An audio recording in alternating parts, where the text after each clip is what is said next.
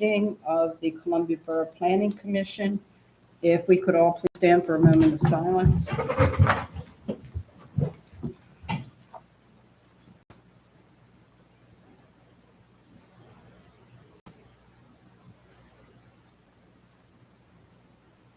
Pledge of Allegiance.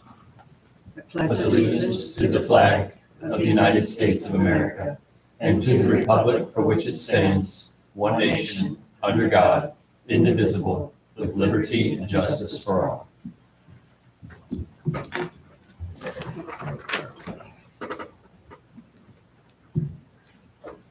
Okay, I would note that the meeting the agenda and the packet were placed on the borough site in a timely manner. I would also note that we have been advised that member Nate Roach is unavailable this evening, that there was a conflict. And I would also like to note that the Bradley Gale, who was here last month and had expressed interest in Planning Commission, has advised that he will be unable to join us because of the time commitment that he feels at this point in time. He cannot make the commitment needed for Planning Commission. So we are still looking for a member of Planning Commission, just to get those items out of there. Okay, moving on to the agenda. At this time, I would make two motions here to approve the minutes of the March 19th, 2024 meeting as presented in your packet. Do I have such a motion? So moved. Have a motion from Tiffany. Do I have a second? I'll second that. I have a second from Brad. Any discussion, comments? Hearing none, all in favor signify by saying aye. Aye.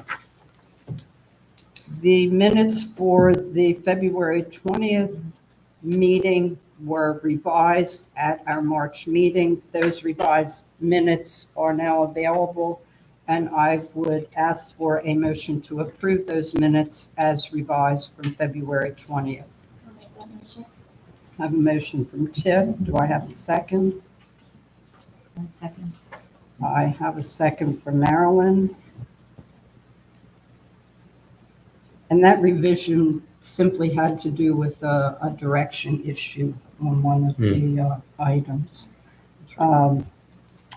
Any comments, discussion?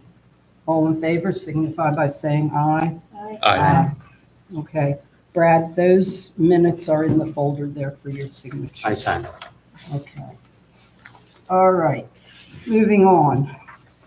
There are no zoning hearings scheduled. We have no engineer reviews this evening. I am advised that we may have engineer review at the May meeting, which would be the subdivision land development plan for the proposed borough public works facility out on Ridge Avenue. So we will be looking at that in May. We have no demolition applications. I would note that if anybody has been in the 400 block of Cherry Street, demolition has occurred up there. I The saw three that. properties Gone. gone, and they actually took the kids out of school from Our Lady of the Angels. They felt it was a once in a lifetime something for them to see. So that is taken care of. Okay, next on the agenda is a request from Lancaster County Vacant Property Reinvestment Board to classify the property at 170 South Fifth Street as a blighted property. You have paperwork in your packet regarding that.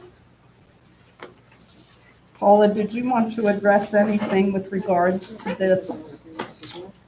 I can tell you that the new owner is working his tail off and making huge progress and steps in the rehab of this.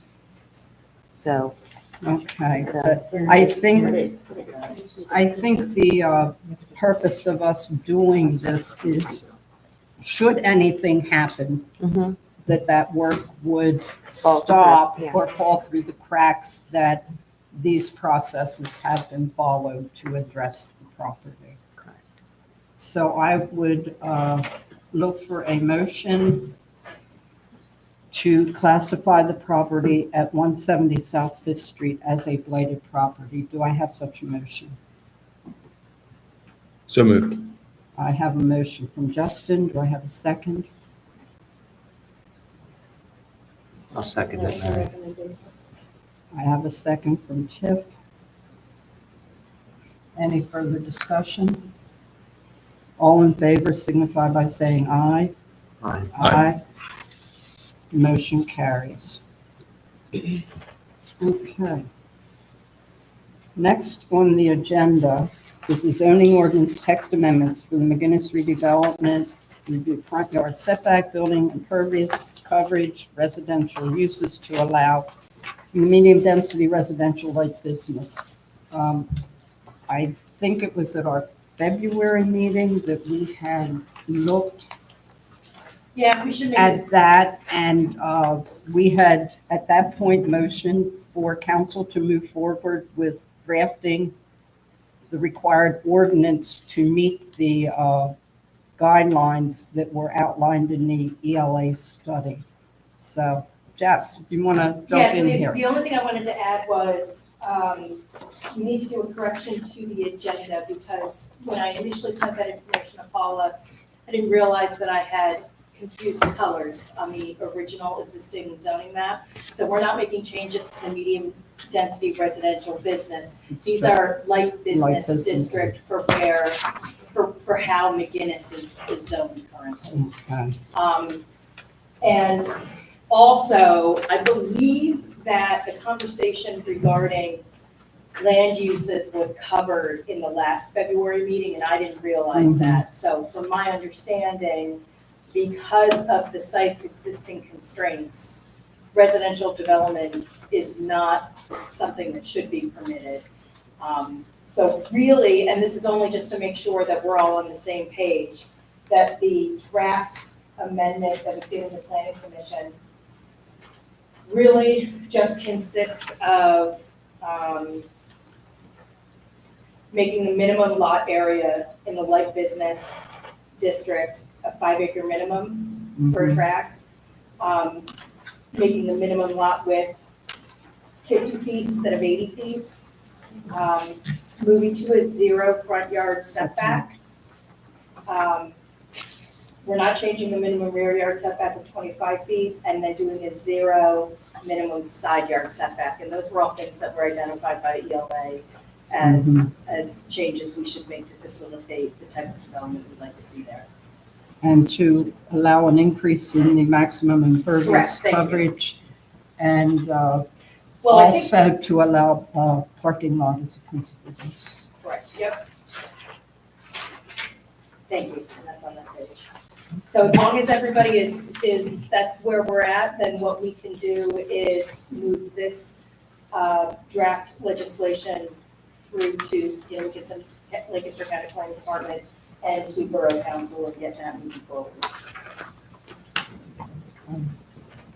And unless anybody has really something burning they'd like to put in the whereas section, I'm gonna eliminate that top whereas and we'll just start with whereas the Borough Council of Okay. Columbia finds it periodically necessary to amend its code. Okay, and currently that is ordinance 943, but that could change depending if there are other ordinances. Well, ordinances come in prior to this one moving forward. Is there anything, there isn't anything currently that would do that, is there? No, No.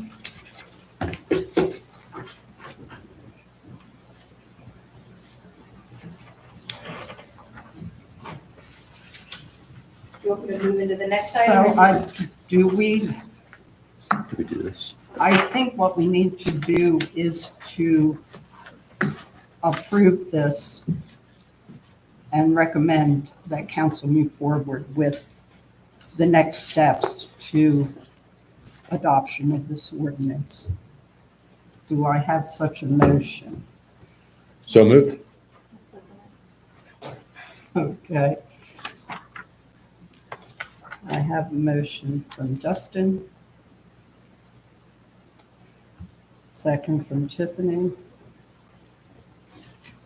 To recommend to council to move forward with those steps necessary for the adoption of current ordinance 943, the zoning ordinance text amendments for the McGinnis redevelopment. Any further discussion? All in favor signify by saying aye. Aye. Motion carries. Okay.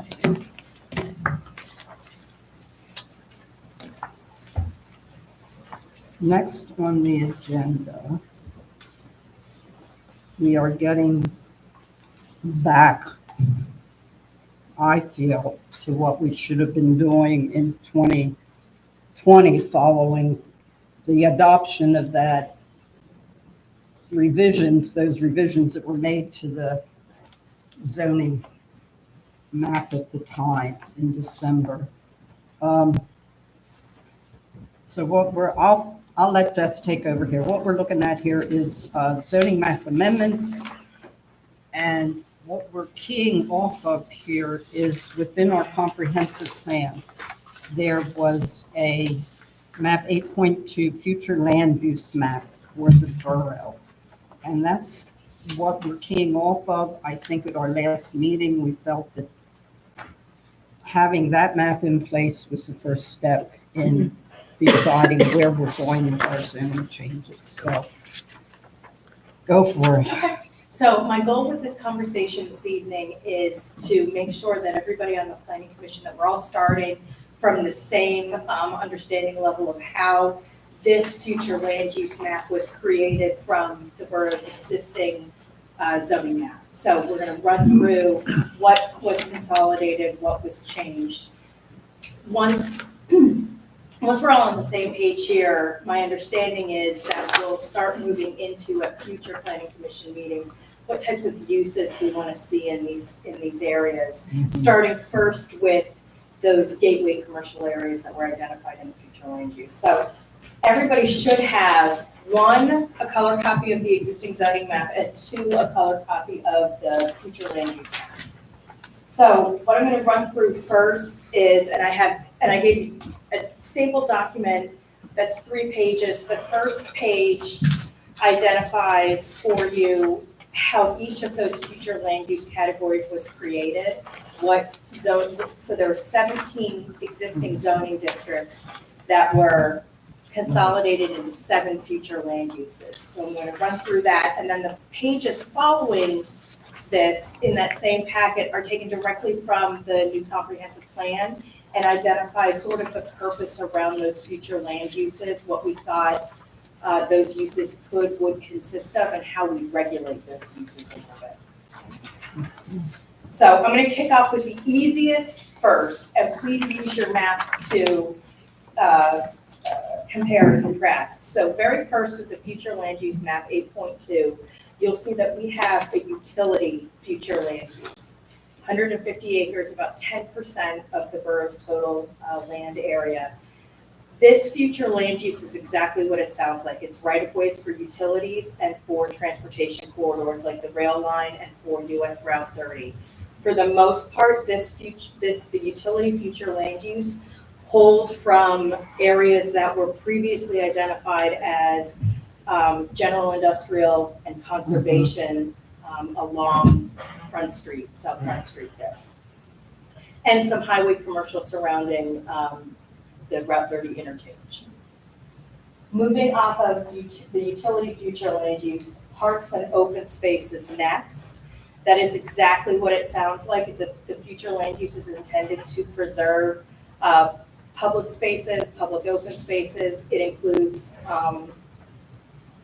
our parks, River Park, Rotary Park, Maple Park, Locust Street Park, Jansen Park, and Gladfelter Memorial Field. It includes cemeteries, the Mount Bethel Cemetery, the Laurel Hill Road Cemetery, and Holy Trinity Cemetery. And it also includes the Columbia Public Library and the Park Elementary School. Mostly because those are all situated in a campus type of setting. And stop me if you have questions. Which you included Park Elementary.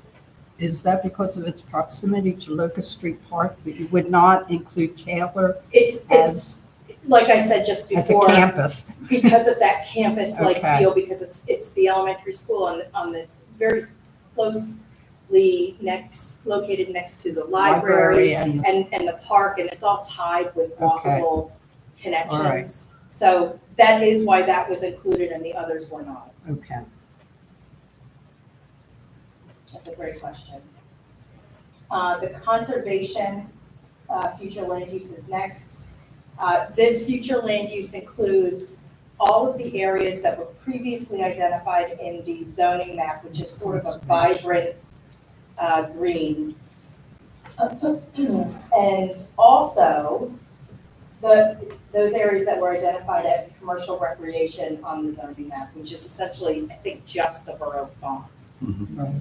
So it includes conservation, commercial recreation, the rural residential, the area of rural residential zoning that's located along the river, which is those seasonal cottages. Okay. It is suggested for the conservation future land use to include single-family dwellings as a special exception. So, yes, we're proposing to rezone that area from what it is now rural residential to conservation, but it really should be in conservation given its proximity to the river. And I think ultimately that there are issues providing complete utilities to that area. And that should we have the potential to make that conservation, we can. And if properties remain as they are, then we're not creating any non-conforming uses either. Okay, so you took a big chunk out of conservation up there, Devonshire, up at the northeast end of the borough. No, I think that area is rural residential Right, and not conservation. okay, correct. And that's why I said you want to look at that real vibrant green in the zoning Mhm. map. In addition, this conservation future land use also includes a new area, which is Mount Zion Cemetery over on the other side of 30 near Laurel Hill Road. And it also includes a buffer. I can't remember what that buffer is. It's probably 50 feet from top of bank out. But what we also included was a buffer along Shawnee Run of conservation and Strickler Run for conservation efforts. Do you want to talk about aligning the conservation district with McGinnis now, or you want? Oh, and I can do that. I didn't, one of the other items to discuss about with McGinnis is, and this is gonna be easier for me to, so in the site master plans for the McGinnis property, this might work, yeah. So it's, this area here, basically, it's a straight line that comes across, Right, sort of at a diagonal. That area was identified in the site master plan for McGinnis as sort of a recreation / cultural heritage area.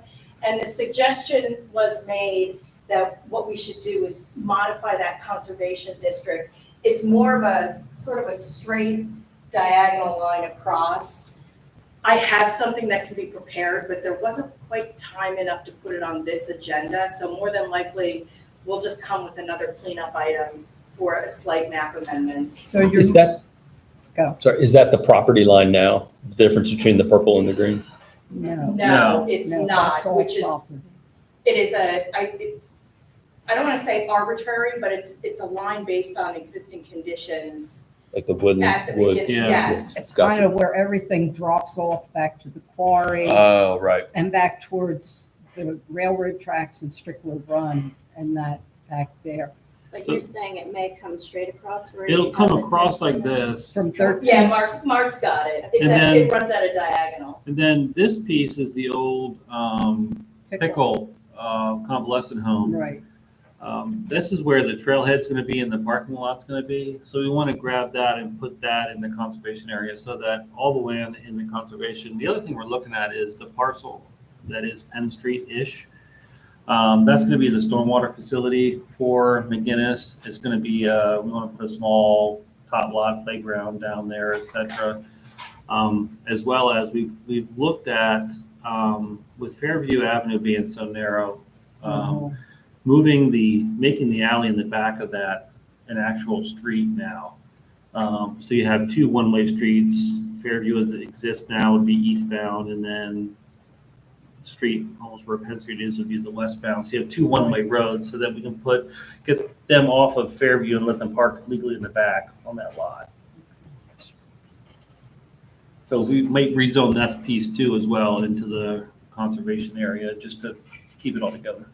So you would be looking at, like when you come up Plain Street where that alley goes across, Yep. that's what you're talking That about. vacant lot there, yeah, is that piece and the Okay. pickle lot. And where your straight line would run would be like from the bottom of 13th Street where it curves almost over to. Ish, Yeah, it kind of goes down yeah, that's, because yeah. we're gonna extend 13th a little bit Right. and then put a parking lot down here. So the Mhm. other end of the trail would be a trailhead parking. And when we were out there looking at it, we had to suffer on a really nice Friday, so it was rough. It was rough out there. There's a natural draw right up through here that we think would make a nice place for a non-ADA path to get you up to the upper level. And then the ADA pathway will come down and look at around the quarry area. Another one will come across the top of the ridge line and come in there. So we'll have two ADA accessible pathways, and then a set of stairs that connect together. So all of that we want rezoned into the conservation area, so it all just makes sense. And if everybody's on board with that, then what I'll do is I'll prepare a draft amendment that can just be quickly reviewed at the next meeting. And then we can get it on to council and get it to the county. Okay. Any other questions with conservation? Thank you, Mark. That was very helpful. I think we're good there. Industrial is the next, That's the next easiest future land use, and I should have said this and I'm remiss for not. One of the reasons why this future land use map was developed was, as the document that Mark provided from the County Planning Commission, was to simplify the zoning ordinance. Mhm. So a lot of this is consolidation. So that being said, the industrial future land use combined light business, light industrial, and the general industrial zoning districts. And that you can see is that dark purple. So under this, then, that McGinnis property would no longer be light business. It would be industrial. It would be, but think of it, we're short-term strategies and we're Mhm. long-term strategies. So in the short term, that's probably gonna remain light business for the next 12, 18, 24 months at Mhm. least, while the borough works through drafting a new zoning ordinance. Once a new zoning ordinance were to be drafted and that were to become an industrial, then we would make sure in that new zoning ordinance, we wouldn't be repeating the same mistakes. And whatever legislation was identified for that specific geographic area wouldn't do the same. We make sure to preserve that new zone. Does that make sense? Yeah, because what I was questioning is, you're going to take something that we're looking here, light business right Mhm. now, to rezone, to change the setbacks, parking legal and all of that. And then we go and change this, and is that going to apply to all of these industrial sites now? Am I making any? I know what you're saying, yeah. This is a so the legislation we just reviewed for the light business district is a Band-Aid, only to allow redevelopment momentum to continue at McGinnis. When we move forward with crafting the new zoning ordinance, You it have to will, make sure that's captured we somehow. will make sure those are captured, but Right. it won't apply across the board because. Will that be a notation that it applies specifically Or an to? overlay zone. You may just have an Okay. So innovation the- park overlay or something. The big difference that I see with the zoning ordinance moving forward, because we're trying to simplify items, Right, we are going to be concerned more with the existing style of development and existing lot sizes. So we're gonna try and move away from a use-based ordinance where we're just trying to separate out uses and Okay. more concerned with, are we getting the built environment we want to see regardless of what is being done on that site for the most part? So Mhm. what I imagine would be regulations that apply to any property in the industrial zoned areas, but then further broken out by geographic location. It could be according to street, Okay, you know, okay. it's the best way to explain it. Does that make sense? This is the everybody? place to ask questions, Oh, yeah, absolutely. and I Just- hope others have Right. questions. Will speak up. So while we're looking at Wheels are this, turning, yeah. another one that has come up is this city block right here. Yeah, I Yeah, think we talk about it every month. Pretty much for the past how many years? Well, We started yeah, I this mean, how many recently years it ago? came back. Yeah. Yeah, recently it came back, yeah, as to what to do Yeah. up there. Yeah. It's up for lease right now. The realtors are marketing it, as well as across the street, the old office building, the White House on the corner, et cetera. All Okay. that's in play right now, all the former colonial metal property, except for the except for main the actual the actual foundry. factory. Okay. Do we want to look at maybe a different use there? And let me kind of pitch an idea. I've been approached by a few different developers who would love to get a hold of that and make that a large, tall, mixed-use building with residential on top and the bottom floors being parking and/or commercial. And with the lay of that lot, I think you could do something really creative. You can come in off Second with parking under the building. Third would be commercial right at street level. And I'll be honest, I wouldn't be afraid to go up right there, you know, make a nice gateway entranceway building into Columbia right there. There is interest in that. There are, if you look at around Lancaster City, there's cranes everywhere going up, building these taller buildings. We may want to look at making that a possibility right there. I mean, what's the downside to that? I know, how long ago was it when there was a, like coming off the old bridge? Oh, Dave Doolittle's project, Yeah. with the hotel right Yeah. there. Big Yeah, tower, right? that was, what, 10, 12 years ago? Yeah, right. So I mean, like kind of the idea of, some sort of Right. at one of the gateways of having a, And that's what Justin and I were You know, talking you go- about with his gateway zones. We can put some provisions in there, with the minimum lot size of X, you can go higher, not a true FAR calculation, but kind of that concept of, allowing us to go up, make it a conditional use, make it go to council, let them talk about it. But I so think- like how high, like how many stories, kind of. I don't know, what's the towers, 10? Are they 10, 12 stories? That's a good question. I have no idea how tall Trinity is, how tall. Around there, but I think It's- something like it's that. at least that. Yeah. And again, I know I'm way ahead of myself, but imagine a rooftop beer garden restaurant up there overlooking the river, just the incredible views you'd have up there. I think it just makes such a great skyline, if you will, of Columbia. No guarantee someone's going to want to build that, but in talking to some of the developers, what they're saying is they can do 2- and 3-story buildings easily, and they can do 10, 12, 20-story buildings. In between is difficult because it gets expensive. As soon as you go over 4 stories, I have a question. Yeah. It's not in a great section of town where the homes are lower in value. Would that be an issue for someone coming in here, building it, and then leaving it vacant? It's just a thought, because you've got North Second Street, you've got North Third Street. I was raised in that area. I know that Mhm. the houses are lower in value than once you get up to Fourth Street even, or Fifth Street, the houses go up in value.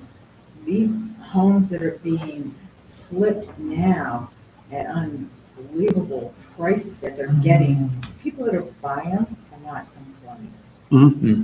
They're coming in here, and I'm just saying, once they get it, that it's rough shape, then they sell it and move out. And I'm putting that out there because it's not a very attractive area. Now they've done across from Burger King, they've really changed that entranceway coming in here, and they fixed them up really, really nicely. But then you're getting into the next street, which is right across from this block that you're talking about, and some of them are pretty weathered. Sure. So that was my concern. And you have apartments there. Yes. You have apartments there. And sometimes change does begin to change a Yeah, neighborhood right. and Yeah. brings in. The street, that really got cleaned up. Yeah. I'm not saying, I'm not, You're right. no guarantee someone would No. build, but do we want to create the opportunity that somebody wanted to, they could? I think it's a great idea. Columbia is completely landlocked, so we can't move. Can go up. You I know, say to do it. the only mixed way to use is go a is to great go up. idea. we have Yeah. land that's sitting Yeah. unused, Right. and I think it's a great concept. I know, Justin, And you like- guys looked at and like that you years said, ago, right? change That gate, that third makes street. change. Oh, Yeah. yeah. Yep. Yeah, it's a whole plan done for Gateway. Yeah, that was there. the big, the Colonial Metals, that was we Mhm. were starting to crack that nut, but right as we were starting to crack it, they were going downhill. So I almost to dust that off a little bit and kind of relook at that concept Yeah. and see how we can beautify. That's what Jess and I were talking about, creating these gateway zones to improve people's view as you come into town. Yeah, I mean, that's, has always seemed, for however long, has seemed like a very underutilized Right. piece of property. I mean, I understand when Colonial Metals was, was rolling and they were parking, they had a lot of use for that property. I get it. But I mean, it's been a while since that's been fully used, Right. and it's not a sore spot, but it's a prime opportunity to do something. Correct. But it's going to take a fair amount of money, so you have to add the payoff. Correct. And that's what developers are telling me that, Yeah. there's gonna be environmental cleanup out there. Well, know, it was the right. Keeley Stove Company. Yeah. Yeah. That whole area was Keeley Stove Company. That was Caird Corporation. And looking at this, do you want to make that block industrial or do you want to make that gateway? For sure. I like the idea of mixed use. Yeah. And at one time when my mom came in building that leased the office, it was a at one time. Mm-hmm. It'd be so cute to have that back in there again, that in the town. North End Restaurant. Yeah, There you go. It's a great concept. it's cute. So to facilitate something like that, do you make that an industrial zone block or do you make it the gateway? I think you make it the gateway, but so hold on a second. All we're trying to do tonight is make sure everybody understands where we got to Right, right with this. So Right. what I fully imagine at the next meeting, if we're gonna focus on gateway, that's when we're gonna say, all right, this Okay. parcel really does make sense. And actually what Mark and I talked about was, in that, Mark, can you move that map so we can see more of that Linden Street area? Wrong way. Oh. So he's getting there. what we Yeah. also talked about was the potential to extend that gateway district into Purple's Lane. And, we've got some non-conforming uses off of Poplar Street. And Purple's Lane is a gateway for folks coming off of Ironville Pike. So is there an opportunity that we also diversify the land uses that are allowed, off of Linden, in between Maple, heading up Purple's Lane? So I fully anticipate us having in-depth conversations, because this future land use map, we didn't have in-depth conversations, we just real quick, Right. Right. condensed stuff. So when we start going through this, that's when we want to start saying, all right, do these boundaries really truly make sense, or are we cutting out an opportunity? Okay. But I think it's good while these thoughts are going through our heads to get them out there so that when we get into this more in depth, we know where we're going. Mhm. And we can expound on those thoughts.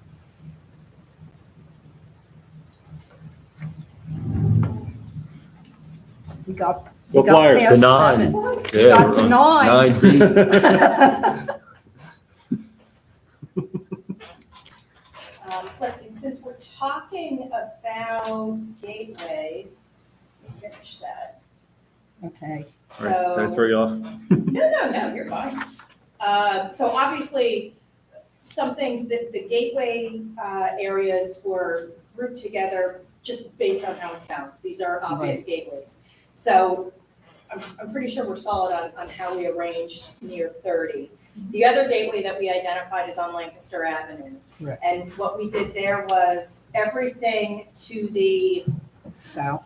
thank you, south of Shawnee Run from Commercial Highway Mhm. was identified as gateway. Right. Okay. Did I do that? Makes sense. I was having a real hard time figuring out my directions. That kind of a slanted. Yeah. And then there's a small, is this a small section down here on Front On Street? Front Street, yep. Okay. So is that between Plain Street? That's Shawnee Road there. Let me see what's there. Are you right here, Riverfront Mary? Right here, Commercial. front and, That's Riverfront Commercial. Yeah. that's Riverfront, not Yeah. Gateway, but, I mean, somewhere along 441, I think that's a good idea. Yeah, there needs look to at be that. something there. Yeah. Okay. All right.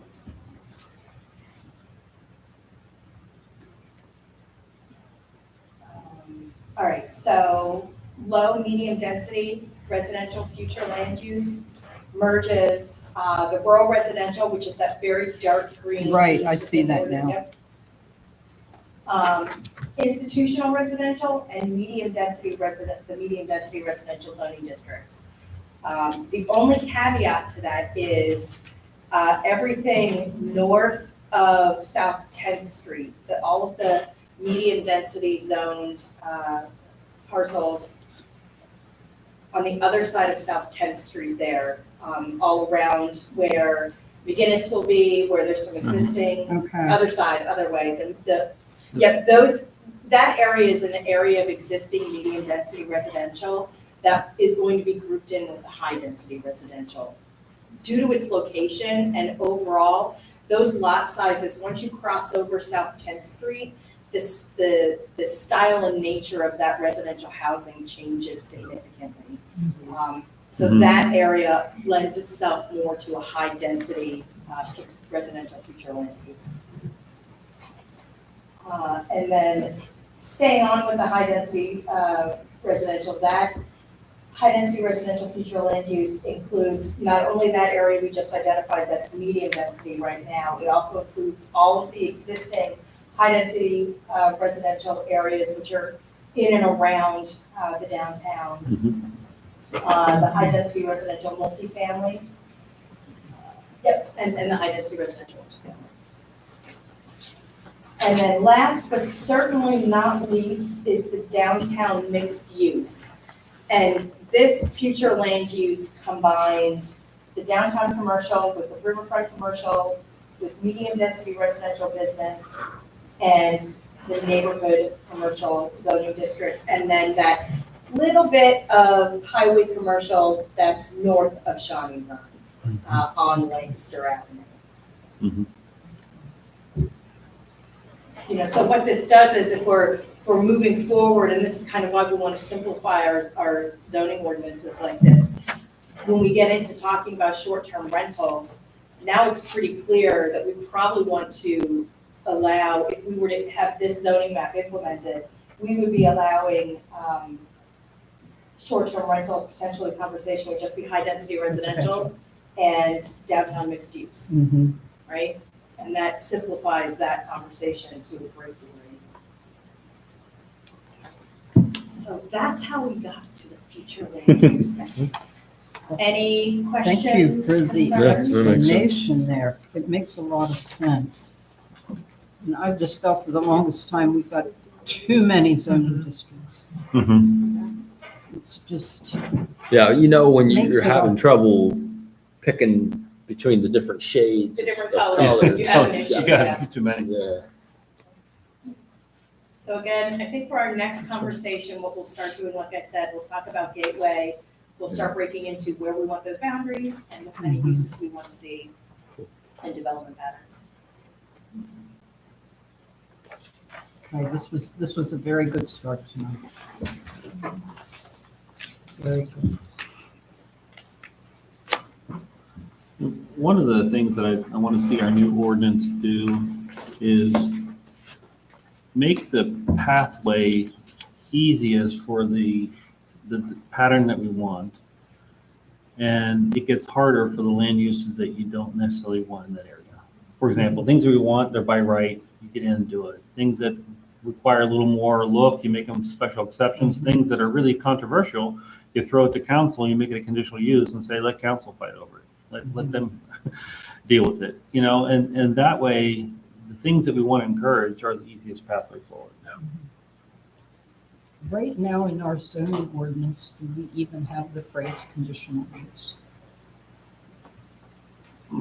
Or any- I don't, There might be there might one or be a two couple, but not, with the C in the chart, right? yeah, I think we'd have to really look at that, because I like that as a tool for anything that you really want to put conditions around. You know, you want to allow it, but you want to protect it. I think that's a great way to do it. Maybe even when we get to it, like short-term rentals, you want to allow them in more and more areas, I think. If it's conditional use, then it goes to a council meeting, To a higher power? higher power, let public come in, talk about it and look at it. So it's not just a by right, there's a process to get to it.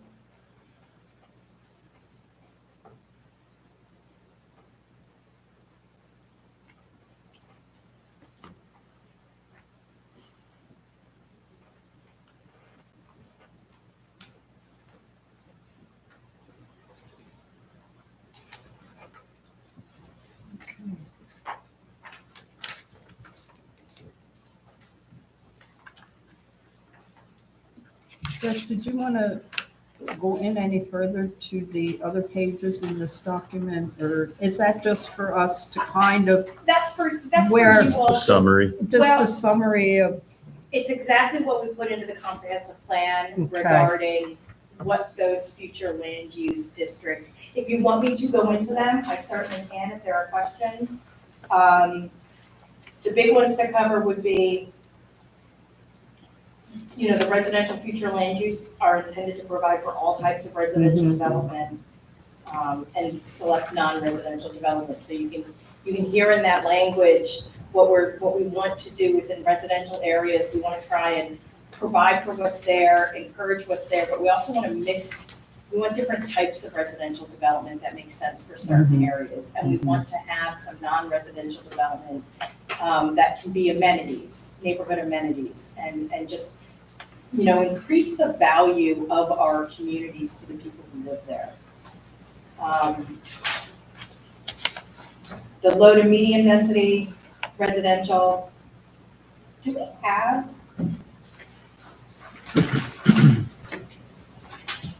Anyway, low to medium density residential, obviously those are gonna safeguard our primarily single family construction neighborhoods, while also trying to get a little bit more housing diversity. High density residential downtown, you know, we wanna see more housing and we wanna see a mix of uses in those neighborhoods. And then the downtown mixed use, I mean, we want to see short-term rentals there, we want to see more housing in the downtown, we want to see a broader mix of uses.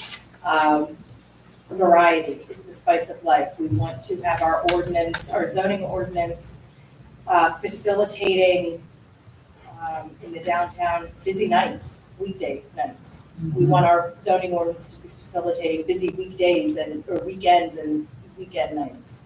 And the way that we do that is by trying to diversify what people can do in that district. It's immensely simplifying it.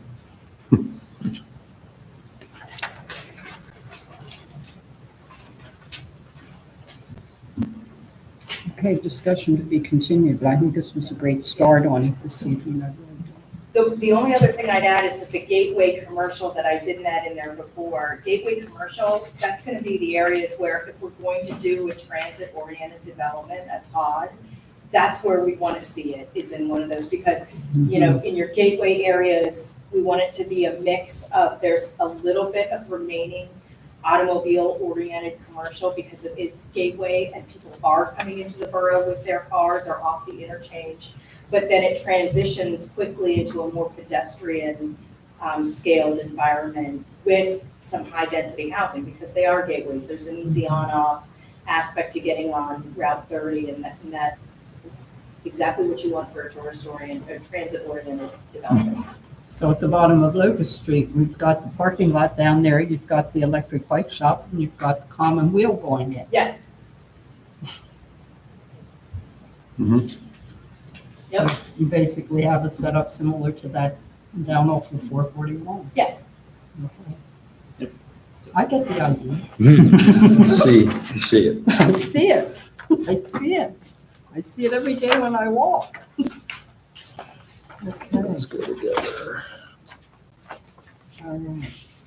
So this is going to be this. So are we going to move on to the elephant in the room? Oh my gosh. Short-term rentals. Wish Eric had stayed for this discussion. You know, if we were, Which side is he on? He He thinks wants they them should be everywhere. anywhere. He feels that short-term rentals should be a business opportunity for any property owner within the borough. Yep. He I don't has, agree. I don't He has- necessarily agree, No. but he has made that statement several times in these meetings. Yeah. Yes. Yeah.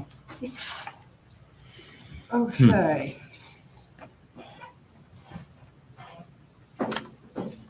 I like this document you came up with, Jessica, the small community impacts, pros and cons. oh, yeah. So that's one of the documents that was on your table here this evening. Okay. This has, when I was on council, this started, and part of the issue at that time, everything kind of got put on hold because at that point, Monroe County, up in northeastern Pennsylvania, they had ended up going to multiple courts, and it kept moving up through the court system because they were trying to regulate what they termed short-term rentals, and it was being fought vigorously by property owners. And finally, there was a finding in their favor as far as I can remember. So How far did that go? this has been going. State Supreme Court. I Is that the think- slice of life one? Is that different? I think that's different. Somewhere, that was Yeah. up north too. That was one that was being fought for a few years. Mhm. Yeah, but that one was, everything was kind of on hold with short-term rentals until that was resolved. And then once that was resolved, everything started to bust loose with short-term rentals and. Okay. You want to pick it up, Yes, Jessica? absolutely. So I am not, well, I understand where some people fall with the short-term rental issue. So my goal with providing information this evening was to do so in a fashion that the planning commission could understand both sides of the regulatory argument. And those sides really are, do we want, and in the document I gave you, it breaks it out as conservative versus liberal. You could say conservative, you could say restrictive. So you can take a very high regulatory approach to short-term rentals, or you can take a rather, I don't want to say offhanded, but Lenient. lenient or laissez-faire approach to short-term rentals. And it really just depends on where everybody's comfortability level is. So what I wanted to do with the information provided was to be able to provide you all with sort of what that range of regulation looks like. What a rather restrictive short, and which, when I say restrictive, there is no pro or, it is not positive or negative, it is just an approach. So more restrictive approaches have additional regulations with regards to whether or not the property owner should live there, how close they should they be a borough resident, are we restricting parking? And then on the flip side, you have regulations that don't dictate a whole lot of that. So what I was hoping that could occur in between, April and May is a more in-depth review, and for each of the planning commissioners to kind of understand for themselves what you think those important regulatory aspects are of the short-term rental ordinance. In addition to that, what we also provided, and you should have a copy of it, is a template short-term rental ordinance that was developed by Montour County. And in that short-term rental ordinance, we identified, and I may have to change the color because I see it printed very dark, but we identified areas within that template where there was the ability to customize the ordinance according to your either restrictive versus liberal approach to short-term rentals. So that's sort of the framework for our discussion.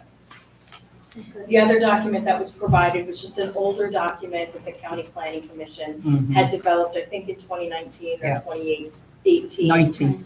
19. What I can tell you is from our research, we didn't see anybody implementing like the definitions that the county planning department came up with to utilize in a short-term rental ordinance. But that was as far in depth as we got it, but typically when you're looking at definitions, what is defined, how it's defined gives you a pretty good indication as to whether or not it's going on the restrictive path or the liberal path. And Lancaster's did feel a little bit more restrictive. Their approach was a bit more restrictive.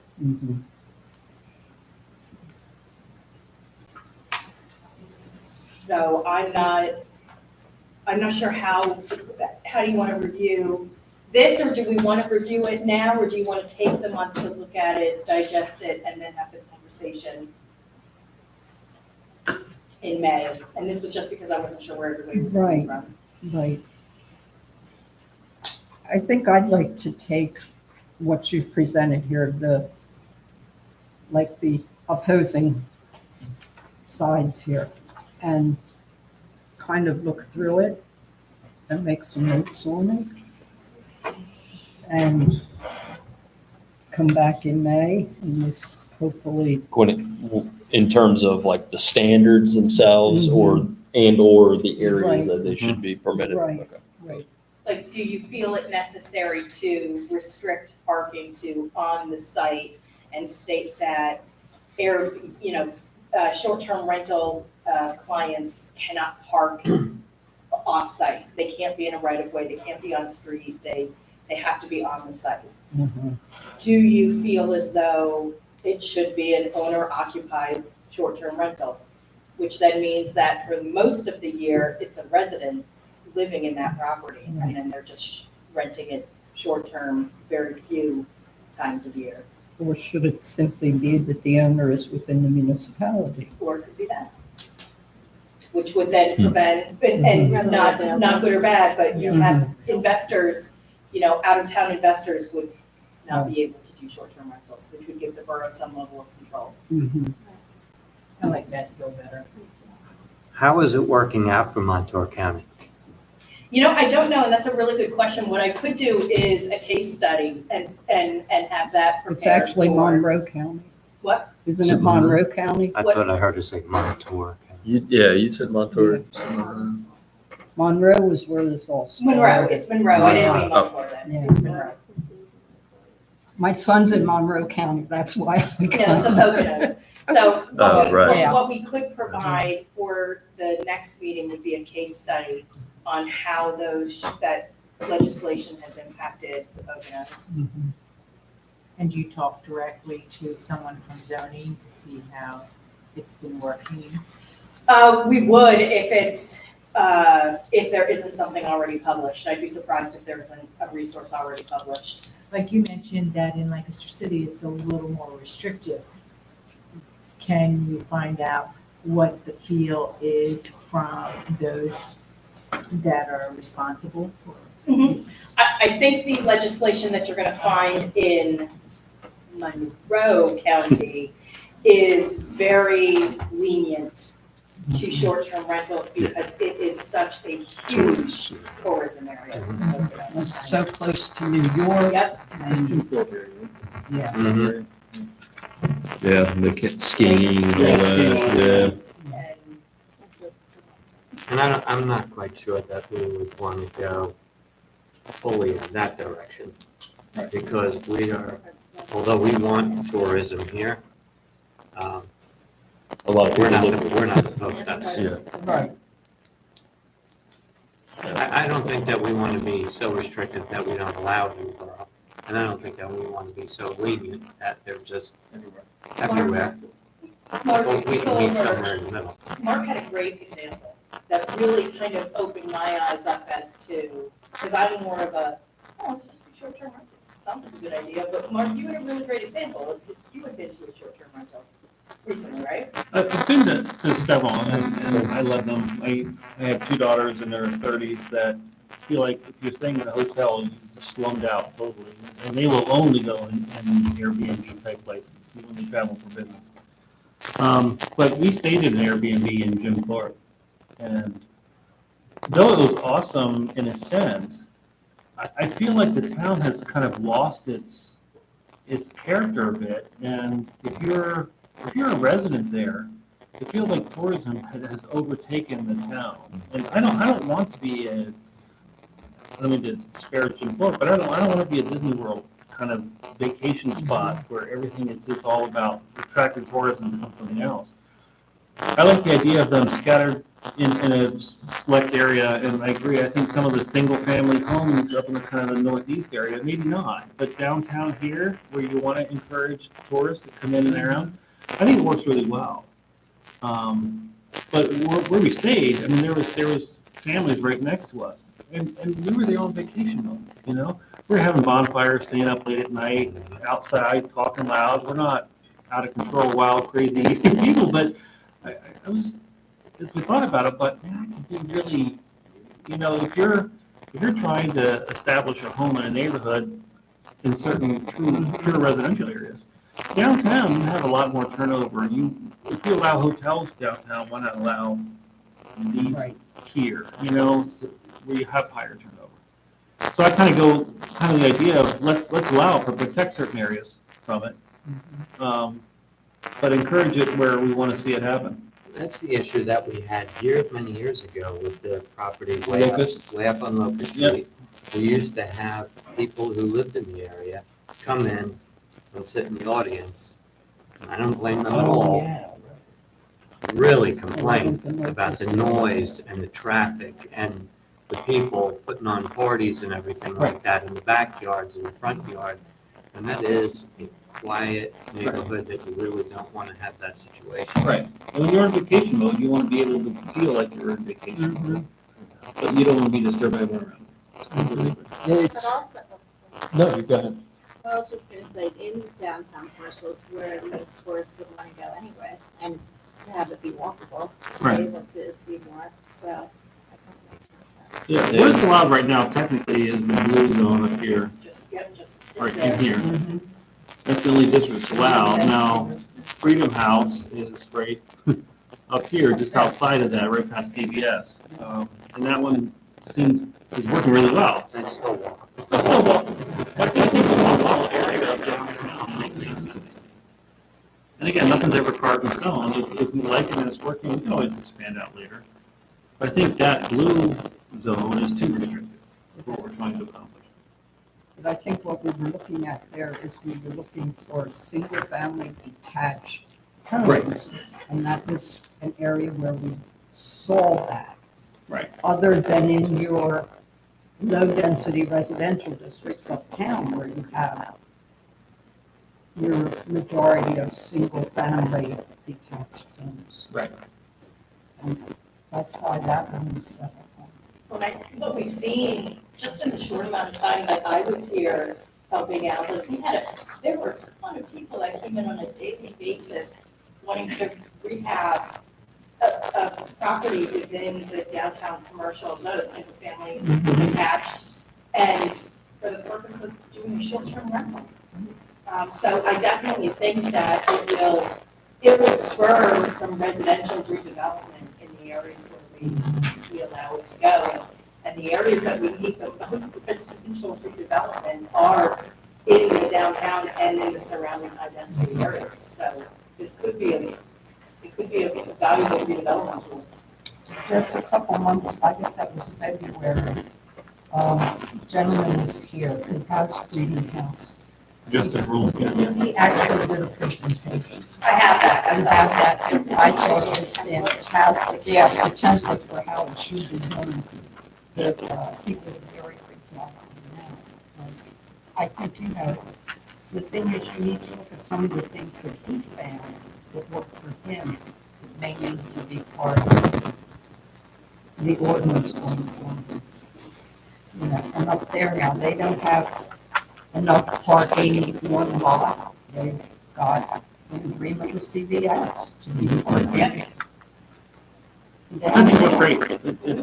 It works. It works. You know, the park is provided, whether the people use it, decide they just go park on Locust Street at the cemetery, that's, you can't control that. But, you know, they provided what they required to do, so I think our homework is to look through this.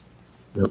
What Justice provided, and anything else that we have here on short-term rentals, kind of get your thoughts together, and we're going to really get into discussing this next month. I have a comment.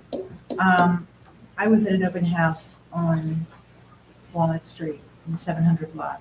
It's a semi-detached house. And there was so much noise next door that I could hear them talking. And it was constant. It wasn't a little bit going here, talking here. It was up and down the steps, and it was yelling, and it was screaming. And I'm saying, who's going to buy this house if they come in and they hear all this? Is this what we're up against when we start looking at a semi-detached or a row home? Because I thought the idea of a detached home was a really good idea, because now nobody's complaining, hearing all the riffraff on either side of the house. But I'm just saying, when you get a row home, you literally hear everything. If you've never lived in a row home, yeah. Or even a semi-detached. Or even a semi-detached, you hear everything. Yeah. That's just a comment I wanted to make. Mhm. And I think that was one of the reasons we looked at that. Yeah. You know, but then the other thing, somehow you work in with your licensing of that property as a short-term rental, that if you have so many complaints, or, you know, you're renting to people like that, that your license gets pulled, or, you know, Is it like the, kind of like the 3 strikes Right. and you're out. for the long-term rental? Yeah. Yeah, to do something like that. But I wonder, Marilyn, are you saying that it was because we thought that short-term rentals would be better in a single-family detached home? Because then those renters wouldn't be exposed to the other noises associated with more Well, closer that was living? part of the reason, but then, yeah, the people that actually live there all the time, they're experiencing all that. But it doesn't prove to be always true, because once you get a detached, doesn't mean that the people that are in a detached approved home for Airbnb isn't annoying all the neighbors, because they just think they are a little bit not so respectful. I mean, a 15-yard side yard setback isn't gonna stop someone from 10 o'clock at night with a couple of drinks in their hand at a bonfire from screaming out and waking somebody up, you know? Yeah. So if you're gonna be loud, you're gonna be loud. Hey, we tried to be quiet. Oh, you weren't talking about me. I was envisioning my mother and my stepmother, but Okay. Okay, Mark, did you want to say anything about the paper you gave us here on simplifying zoning? Well, just that I picked it up at the recent LAMC meeting. The county was there talking about, and they're offering this. And I thought, you know, it's a great piece, considering where we are and kind of reevaluating our zoning ordinance, to look at. Gwen Newell's available. If we want her to come out and speak to this and then talk to us about it, I think it'd be good to utilize these tools that we have available. Do you know what's interesting? I have a file that thick at home, on simplified zoning, that there was a group of us pre-COVID Yep, 2019. were yeah. meeting, Mm-hmm. and the idea was to look at simplifying zoning across the county, not just, within your individual, to make zoning what means this in this municipality meant this in the other municipality. And, oh, you had Joselle Cleary, I forget who, we had attorneys sitting there, we Yep. had developers sitting there, and we were really starting to get somewhere. And then, so, but, so, this isn't something I haven't seen before. And, I can tell you way back, when I was at the county, Danny Little and I looked at creating a model ordinance that literally was about 10 pages long. And it had the definitions that you need in it. You create the basic zones, basic districts, keep it simple. You can almost have the map, in the back of the map is your complete code. And that's it. Then I moved down to Florida, in the one city I worked in, I'm not kidding, their zoning code was 700 pages. It was a unified code, so I'll give them partial credit that they, Yeah. down there, they mashed the subdivision and land development zoning all together. 700 pages. It's still a lot. It's ridiculous. It's a yeah, whole code of ordinance. It is, by itself. Yeah, and they regulate everything inside there, and that gets way over restricted. So I think leaning more towards It's that tough on idea- staff too. Mhm. No, To administer something ridiculous, that's very yeah. complicated. Yeah, You you do a can thorough relate to review, that, you can't miss one you? section. Yeah, yeah. Yeah, Like the landowner thinks it's a pain in the butt, and so does the person using it. oh yeah, The steps. yeah, you can't catch everything. And then you don't have uniform enforcement Right. because it's more legislation based on the problem rather than Right, what you want to see. yeah, Right. exactly. Forward looking. Right. Yeah. Right. Okay. Thank you. I just have a quick question for Mark. Mark, in your future view of Columbia for these STRs, are you seeing an expansion of this little area from the downtown? Yeah. And what other areas of the borough can you see it branching into? Immediately downtown commercial. I think expand right, kind of southwest, grab that whole downtown commercial area. I think the current high density districts, kind of around 5 Points in that area down there, I think it works well in those areas. Maybe even out along Manor Street, if we found some good properties out there, just, some areas out there, I think those kind of areas work. The only thing I would avoid is, right now, is the single family district kind of up in the northeast and above 30. I think keep those where they are right now. Any place it's a mixed use zone, I would allow it, and some of the higher density residential zones. Alrighty.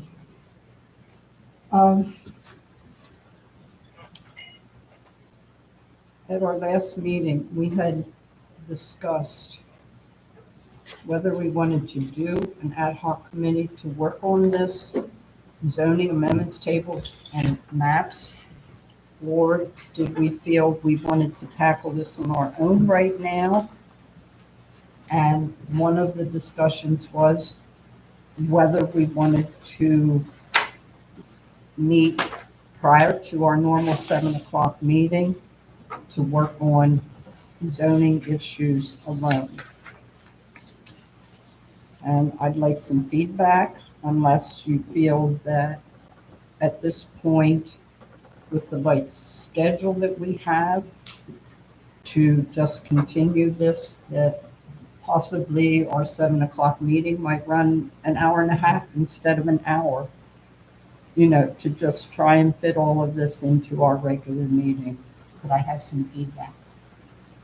Yeah, I mean, I have mixed feelings about that too. If we only knew what our agendas are going to be like, down the road. If I you mean- know it's gonna be light, then that sounds good to wait, but Yeah.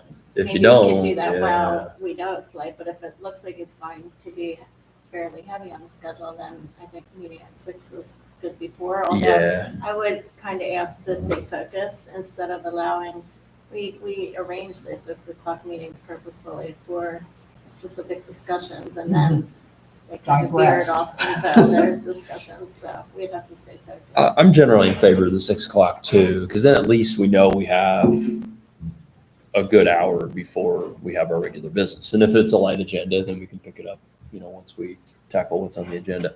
But that also has to be good with everybody's I prefer schedules it too. earlier. I prefer 6. Yeah, rather than So going this- late. And this would be a case where it would have to be advertised Mhm. prior to. But you could just do that for the rest of the year or whatever, Mhm. for the rest of the meetings. So, That's my preference. so going forward, we are looking at meeting at 6 o'clock to strictly discuss zoning issues.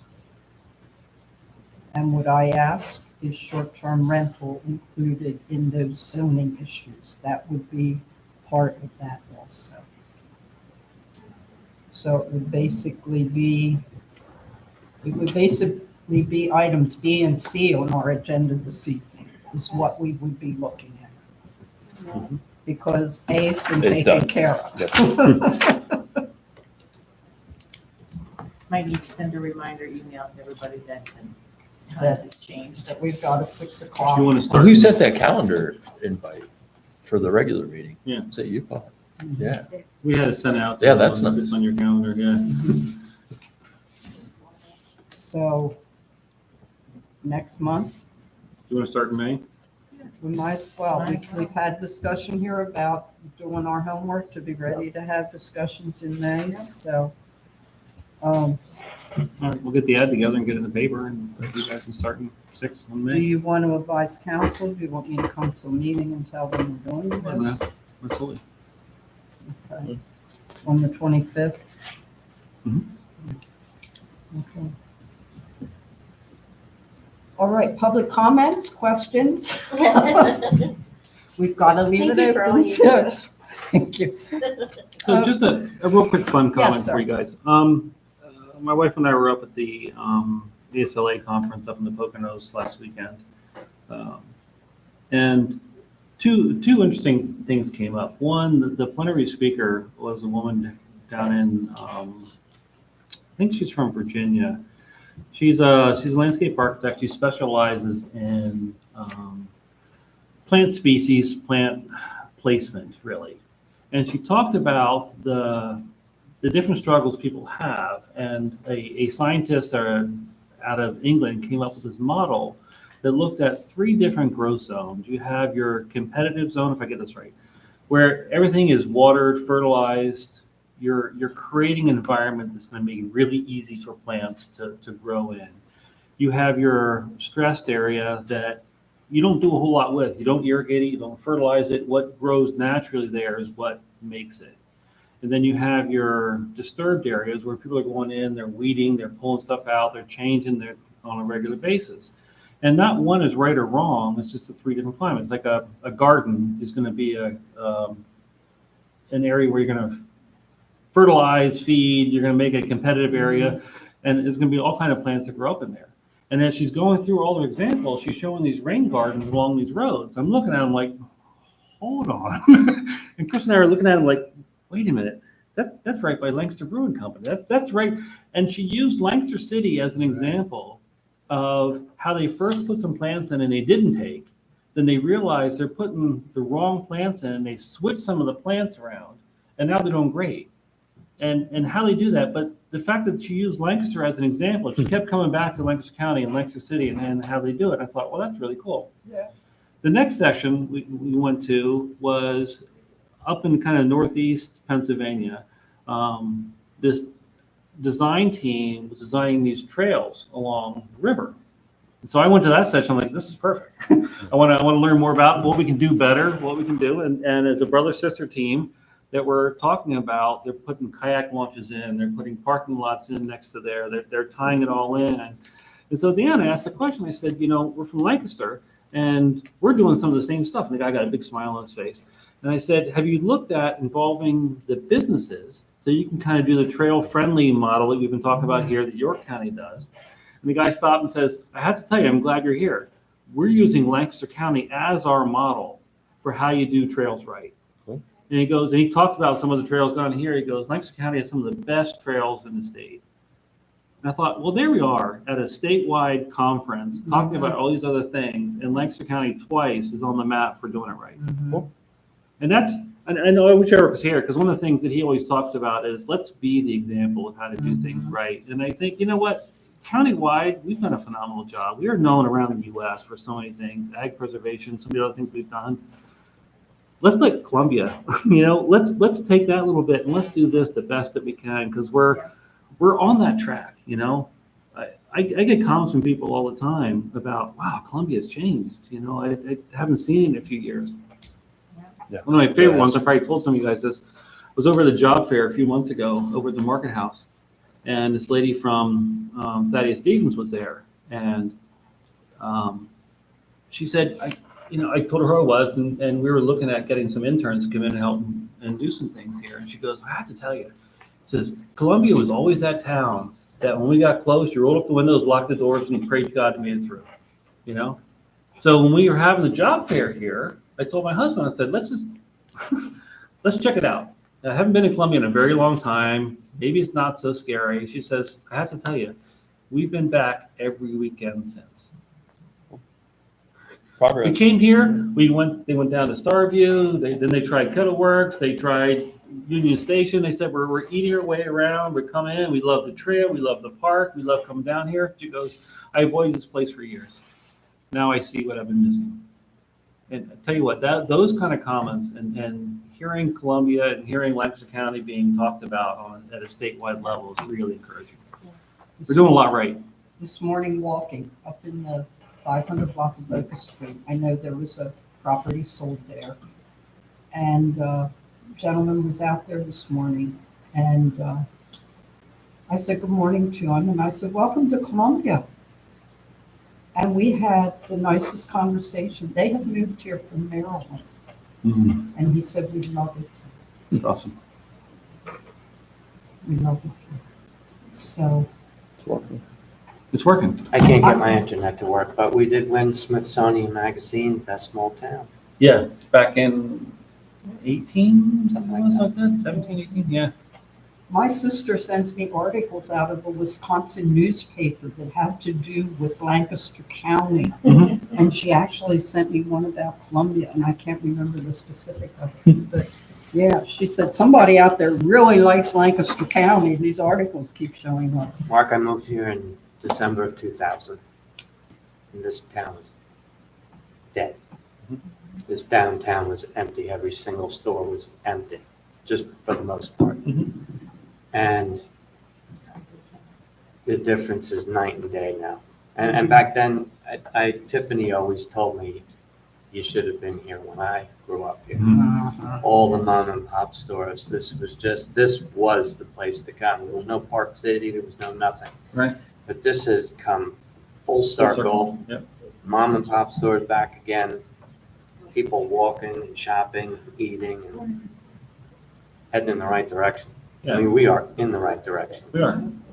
So just, I challenge you guys as we go through the zoning ordinance, keep that in mind. Mhm. And I always say, as many ordinances I've worked on and looked at, dream big, think about what we want to be, think about what we want to become, not restricted by, that's what's there now. And Jess kind of said in the beginning, don't restrict ourselves to uses and everything else. Look at the form and the shape that we want to become and make that our goal.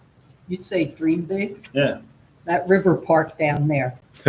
We should, We dreamt did big. you ever think about going north of the 462 bridge and doing anything up that area? I'm waiting for the All empathy. right. On that Okay, note, so I have a on that motion to note, adjourn. so moved. Okay, I have Justin, do I have a second? I have a second from Tip, all in favor? Aye. Thank you all, meeting is adjourned at Stand by. 8:19. Thank you. Thank you, Jess.